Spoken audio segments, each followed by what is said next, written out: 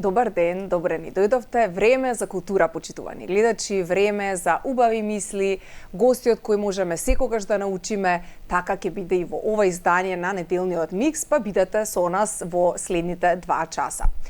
Од визуелниот уметник, дизајнер, илустратор Марко Трпески секогаш произлегува некое ново, необично дело. Така и овој пат, именно тој има направено игра за креативно пишување, тој самиот ја смисли, а критичарите и публиката веќе одлично прифатија и одлични се реакциите, се вика синхроницитети, чувари на приказната. И сите детали за ова игра ќе ги дознаеме во продолжение.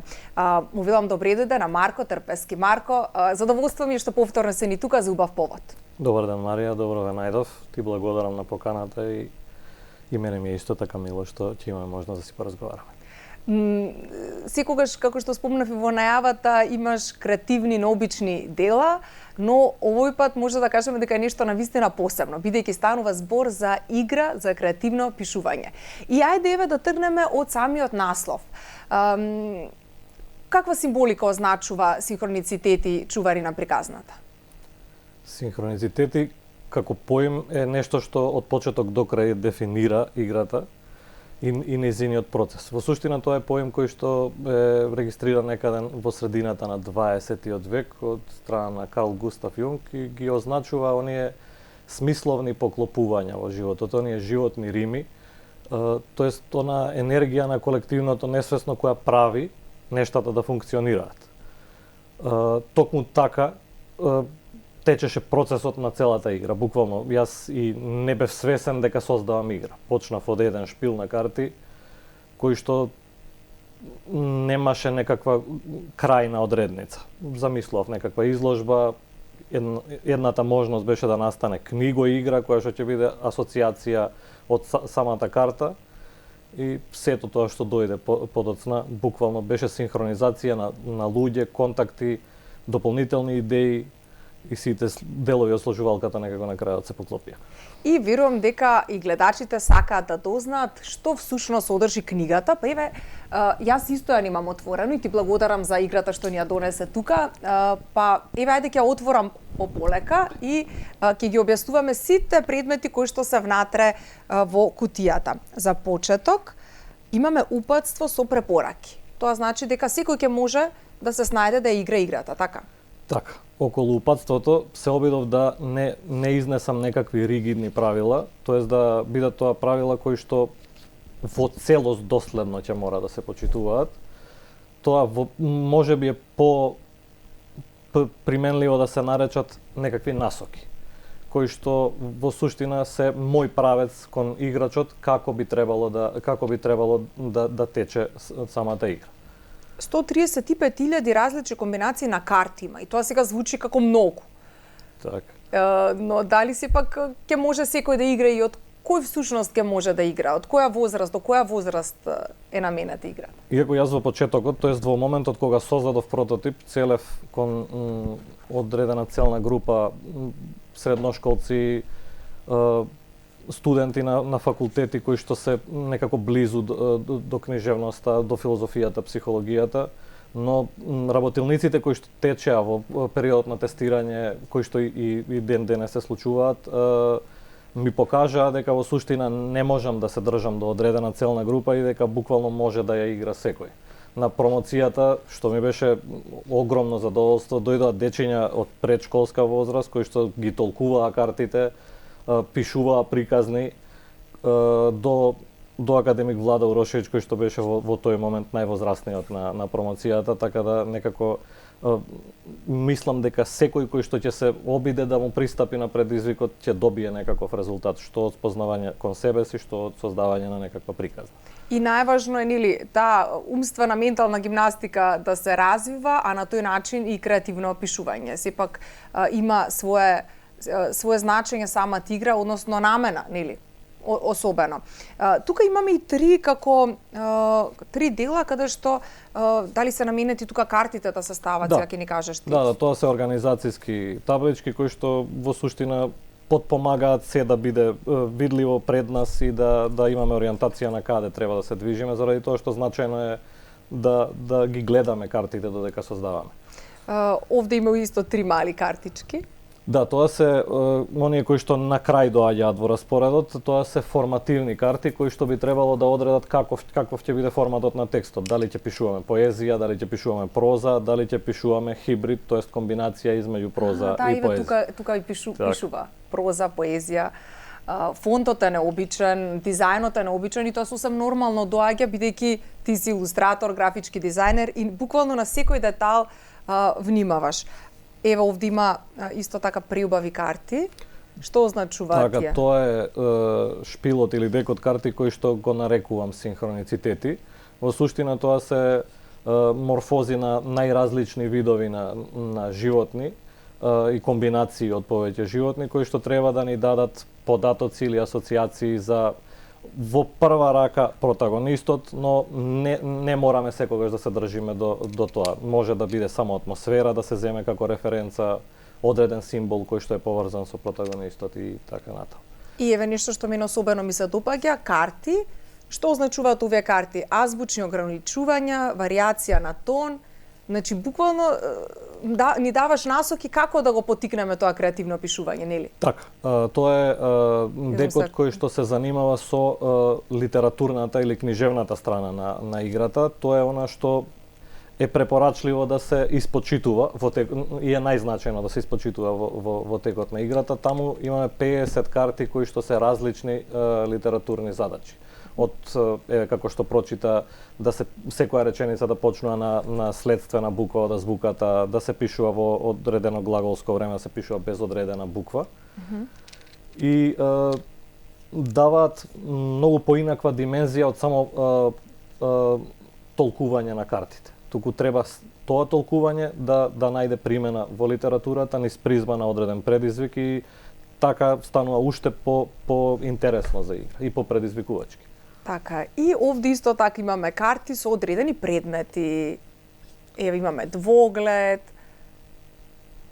Ова е нешто замислено? Така, да. Најголем дел, тоест речиси сите карти се комбинации од предмети кои што се користат во психоанализата во тестовите на слободна асоциација. Значи се податни символошки и му даваат простор за слободна асоциација на оној кој што ќе толкува. Така да исто така тие се ако одиме редоследно, тоа е втората карта која што би требало да се извлече за да почнеме со игра. Битно има упатство, па иако вака си ги изгледаат многу карти, нели, така делува комплицирано, сепак со упатството ќе можат и гледачите да се снајдат кога ќе си ја купат играта. И овде имаме коцки. Да, така, но не се било кои коцки. Мислам, не се обични, нели? Така. Сега ќе се потрудам да ги отворам. Да, тоа може би ќе ти биде малку потешко. Коцките го одредуваат во суштина бројот на зборови, првенствено. Да, еве бројки се. Но има неколку коцки, 5 ако не се лажам. 7 коцки се кои што се најразлична форма, со нив може да се множи, да се одзема како и да е, и околу квантумот се занимаваат. Дали тоа ќе биде да се одреди време, кое што ќе ни биде потребно да пишуваме за предизвикот, но како што кажав, примарно се тука за да го одредат бројот на зборови. Така, еве, и повторно ќе ја склопиме, односно ќе вратиме се во кутијата. Честитки. Честитки од срце, голем проект е ова, имаш вложено голем труд, сега буквално сите детали ќе ни ги дораскажеш, но во секој случај, она што е важно е што ако не греша, може би единствен си кој што има направена игра која што не е слична и не наликува на ниједна друга, барем кај нас. Па да, моите истражувања укажуваат дека во овој домен не најдов нешто слично. Секако постои можност да не сум наишол на сите податоци и да не сум доистражил доволно. Секако огромен е пазарот и секако постои можност да има нешто слично. Иако постои една асоцијативна игра Dixit со карти која што во суштина е блиску до картите на слободна асоциација и тоа се илустрирани карти за оној дел кој што ми недостасуваше од кога ги создадов картите беше предизвикот, литературните предизвици. Тука некако се поклопија интересите во во школата Улипо, тоа е француска школа која што се занимавала со комбинаторика во пишувањето, стилски вежби од Ремон Кено, и така создадов нешто што е компактно, што во истовремено е предизвикувачки, но не е нешто што ригидно ограничува и представува повеќе пречка и притисок од што креативна задача. Тоа е најважно. И да не забораваме дека ги задржуваш твоите препознатливи символи, како што се во картите делови од надреализмот, правец кој што ти исклучително го почитуваш, така и ве знакот од претходните дела метафора 1 и 2. Така што се е некако приказната си се заокружува, нели? Да, приказната секогаш доаѓа до надреализмот, до избегнување на конвенционалното и сетилно договореното. А прашалникот е нешто што ме води низ целиот процес. Како што спомнавме и во претходните наши разговори, се обидувам да не дадам одговори, туку да оставам простор или асоциација за да се поставуваат што е можно повеќе прашања, што кон самите себеси, што кон околината и тоа како гледаме на околината. Така, Марко, исто така спомнавме дека играта има и психолошка тежина, односно има делови од психолошки тестови. На кој начин е тоа направено? Тоа што е тематски врзано за психоанализа или како што споменуваш психологија, е оној момент со тестовите на слободна асоциација кои што се искористени во декот архетипски предмети. Во суштина во психологијата тоа се вербални тестови каде што испитаникот одговара на одреден збор, првата асоциација на зборот. Така и во овој случај треба да се поттикне слободен тек на мислата и од тука таа карта содржи предмети кои што не се секојдневни, но се во несекојдневни комбинации. Например, има едно ренде кое што во суштина има клучалки на него наместо дупчиња. Ја видовме таа карта, да.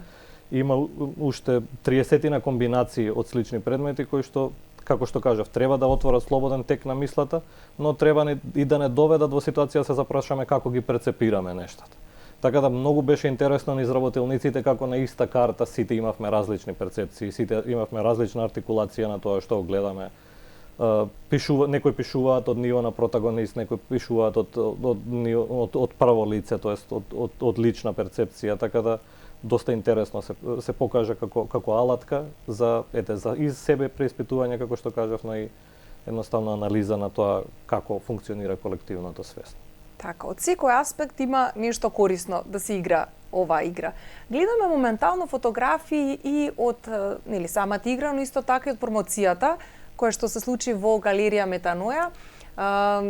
Какви беа првичните реакции од публиката, од гостите кои што беа таму, и те спомнавме дека и најмали и највозрасни се дошле во допир со самата игра и може секој да ја игра, меѓутоа кои се оние реакции кои што доаѓаат до тебе? Така, Метаноја беше местото каде што изигравме прв пат со Коста, тоа мислам тоа буквално беа првите напишани нешта. И некако е матично место каде што синхроницитети добиваат животна енергија. Инаку морам да споменам, со оглед на тоа што јас и немав претерано можности да тестирам на поширока публика претходно.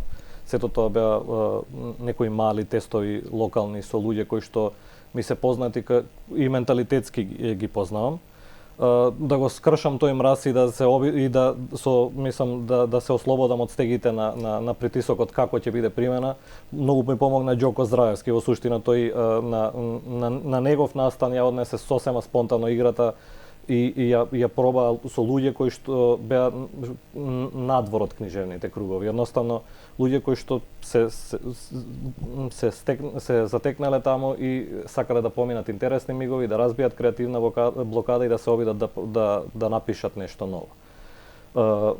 Резултатите беа вчудоневидувачки и едноставно тоа беше голем поттик да продолжам во процесот понатаму. На промоцијата во Метаноја, како и секогаш, мислам, имаше прекрасна енергија, ме изненади вариететот на публиката, како што кажав, имаше од најмлади до повозрастни и сите по официјалниот дел она мала информативна промотивна промотивен дел. Да, промотивен дел предовме кон игра, буквално. Се забавувавме, игравме, се обидувавме да извлечеме идеи од најдлабоките делови на сепството. Беше преголемо задоволство да се гледаат и најмладите како се обидуваат да протолкуваат предмети кои што и комбинации од суштества кои што се дел од фантазијата, буквално таму обитуваат. Како што видов, тоа е нивно кралство, тоа е кралство на децата и многу ме израдува и сум горд на тоа што и Кајнив најде на мене. Така, многу интересно, бидејќи како што спомнавме, 3 постулати има самата игра, значи и психолошки аспект, и да поттикне креативно пишување, и може да биде корисно за училишни цели, зашто да не и кај децата кои што се во училиште, може би децата во градинка се уште е рано, нели? Да, прерано е. Иако тестираше веќе кај детенцето или? Така, да, синот се обидува да ги најде познатите животни во картите, така да се интересни барем за визуелна перцепција или за вежбање на истата, дури и за најмладите, секако тука ги земаме литературните предизвици. Да, играта како концепт, од како ја финализирав, одредив 3 постулати кои што првенствено ги обслужува. Првиот е, како што го споменав, да ја разбие онаа креативна блокада која што се случува и да биде креативна вежба не само за оние кои што се бават со пишување, туку кои што се бават и со себе анализа или кои што едноставно сакаат да си дадат некаков предизвик. Следствено на тоа доаѓа и следното ниво, доколку се користи во образовна институција или во институција каде што треба некаква мериторност. Интересно е да се каже дека прво низ игра ќе се избегне моментот на препишување или потребата да се препишува. Се на некаква базична или основно ниво го споменувам. И тука доаѓа насушната потреба да учиме низ игра. Така да, доколку би се применила фигуративно во ситуација на писмена задача, тогаш сите ќе се чувствуваат растеретени од притисокот дека работат писмена задача, никој не може да препишува, сите ќе играат и со задоволство ќе му пристапат на предизвикот. Со тоа што е кратка, не одзема многу време, е сосема доволно во сооднос со нивото на нашата ретенција и ајде да кажеме на периодот во кој што остануваме фокусирани, 20 на 30 минути, се сосема доволни да се создаде дело, па можеби и побрзо. И третиот постулат, оној кој што се покажа многу интересен и податлив во низ сите работилници, она што го спомнавме. Психолошкиот аспект и можноста за себе анализа, како што веќе неколку пати кажа. Ете, ги спомнавме учениците и навистина е многу важно да преку игра учат. Да не биде тоа некои строги правила, учење на памет, не дај Боже, и такви некои моменти, туку преку игра, преку креативност, да ги поттикнеме и да пишуваат, и да им се развива имагинацијата. Тоа е нешто што преку ова игра ќе можат, многу баво и да се изразат, претпоставувам, и да работат на себе од секој аспект, посебно од книжевен. А кога сме кај книжевноста, она што тебе те карактеризира е љубовта кон книжевност исто така. Ти си илустратор, спомнавме графички дизајнер, но влюбеник во книжевноста и веќе имаше и твои 2 дела, Метафора 1 и Метафора 2, каде што испреплетена е и едната уметност и другата, значи и илустраторството и дизајнот, но исто така и зборот, значи имаше и како раскази, така што ајве сега игра, меѓутоа сето тоа нели рековме поврзано како во еден круг. Во однос на Метафора, се планира ли продолжување, например Метафора 3, или ќе си останеш на Метафора 1 и 2, па сега се насочуваш кон нешто друго, еве како например играта? Кај мене стихино се случуваат нештата. Некако имам впечаток дека е собрана критична маса за да го комплетирам она што првенствено беше замислено како 30 илустрации, а прерасна во, речиси, трокнижје. Би сакал циклусот Метафора да продолжи, мислам дека има што уште да каже. И мислам дека би го финализирал со тоа што следно се подготвува, а тоа е третата книга, избирка илустрации во исто време од тој циклус.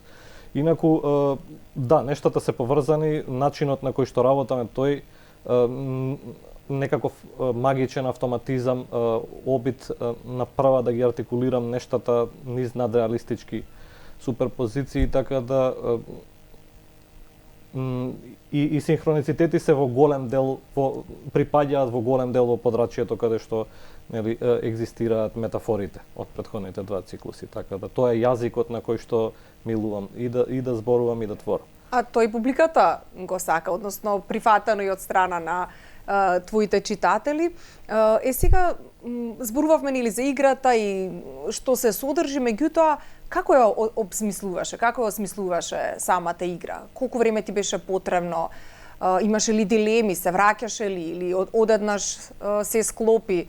Раскажи ни малку за самиот тој процес. Така, како што споменав на почетокот од разговорот, јас не бев сигурен како ќе заврши се тоа. Така функционирам и во креативниот процес на примената уметност. Едноставно сакам да ме изненади процесот. Прво настана еден дек карти синхроницитети кои што се уште не го носеа името синхроницитети во тој момент. Ја замислов, како што кажав, како книгоигра, но недостасуваа делови од сложувалката за да има конзистентен процес и тек на игра. Во моментот кога сватив дека создавам игра. Најпредизвикувачки беа литературните вежби, заради тоа што јас, иако екзистирам во светот на книжевноста низ примената уметност, тоест корици за книги, беше голем предизвик да се создаде јазик близок до оние кои што ќе го читаат и тоа да биде издржана литературна вежба. Така да тоа одзеде најмногу време, ако ете ги гледаме нештата низ некаква временска рамка. Мислам, останатите шпилови, како што кажав, настанаа стихино, доста брзо, веројатно, како што кажав, се собира критична маса, некоја која што едноставно бара филтер или начин да излезе од мене, и ете така се поклопија нештата. Ако уште еднаш ја споменуваме временската рамка, мислам дека ориентационо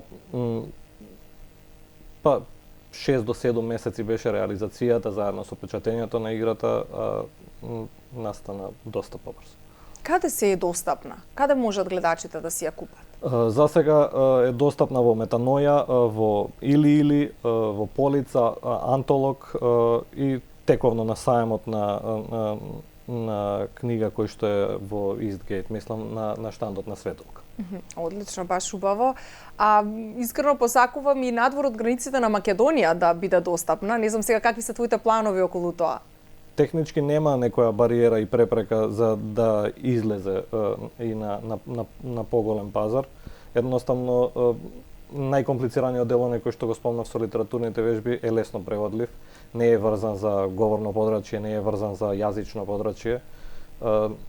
Така да веројатно и јас одам во тој правец да ја понудам и на поширок пазар, но чекам полека да стигнат импресиите од овој дел од процесот, па потом понатамо ќе видиме како ќе. Се надам дека ќе имаш и во тој дел големи резултати, бидејќи нешто што е необично, нешто што треба да го види и странската светска публика, зошто да не, ако ништо друго во регионот, па и пошироко, вреди да се види, бидејќи имаме со што да се гордееме, имаме врвни уметници и креативци како што си ти.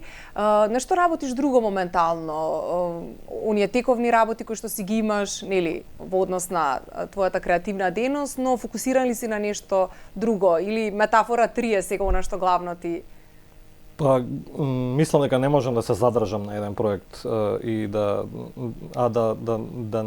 не работам нешто напоредно со него, така да покрај тековните обврски во однос на издавачите со кои што соработувам, тука е третиот дел од метафора и уште една изложба на графики која што ја спремам кое што би требало да биде нешто малку поинако од сето до сегашно. Да, и твоите надреалистични слики исто така кои што се вметнати во метафора 1 и метафора 2, но исто така можевме да ги видиме и како инсерти во галеријата Метаноја, додека беше и промоцијата на синхроницитети, се навистина вредни за почит и сосем се необични, така што јас навистина сум возбудена и се радувам за сето она друго што ќе ни го подготвиш нам читателите. Ќе ми биде задоволство секако. А и ти благодарам, Марко, секако за разговорот. Офативме многу теми поврзани со твојата креативна работа, но пред се поводот за гостувањето е синхроницитет и чувари на приказната, новата креативна игра на Марко Трпески. Многу ти благодарам за разговорот. Ти благодарам и тебе, Марија, секогаш ми е мило да си поразговарам. Така, и јас се надам дека повторно ќе ни дојдеш за убави поводи. Еве, почитувани гледачи, што можете вие да правите викендот, можете да играте играта синхроницитети на креативецот Марко Трпески, графички дизајнер, илустратор и исто така влюбеник во книжевноста.